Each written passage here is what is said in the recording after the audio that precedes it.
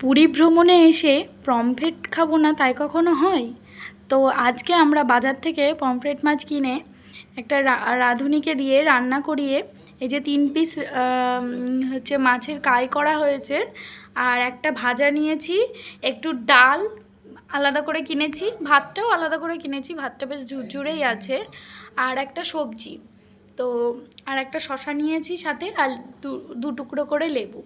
তো আমার আর অপূর্বর 2 প্লেট।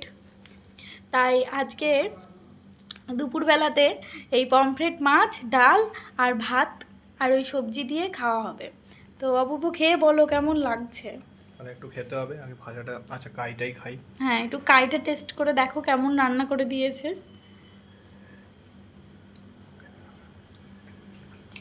বলো। বাহ, দারুণ, বাড়ির মতো। বাড়ির মতো। হ্যাঁ, এরা এখানে আপনারা যদি চান তাহলে শুধু পমফ্রেট মাছ কেন, ভেটকি হোক বা চিকেন, মাটন, ওই কাকুগুলো যারা রান্না করে, শুধু কাকু বলে নয়, কোনো কাকিমা হোক বা এরকম কোন দোকান আছে যে একদম ঘরোয়া রান্না করে দেবে তারা। আপনারা শুধু সকাল 9টা থেকে 10টার মধ্যে চেষ্টা করবেন বাজার করে তাদেরকে দিয়ে পৌঁছে দিতে। ব্যাস এইটুকুই আজকের আমাদের লাঞ্চটা তাহলে। এই রান্নাটা করতে 100 টাকা নিয়েছে।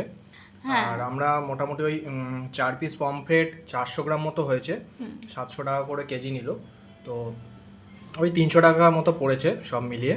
আর এই 100 টাকাতে এই সব কিছু ভাত, ডাল, স্যালাড নিয়ে খুব কম খরচে। কারণ এরকম একটা পমফ্রেট আপনি যে কোনো রেস্টুরেন্টে খেতে গেলে 300 থেকে 350 টাকা একটা মাছের দামই নিয়ে নেবে, থালি তো এক্সট্রা।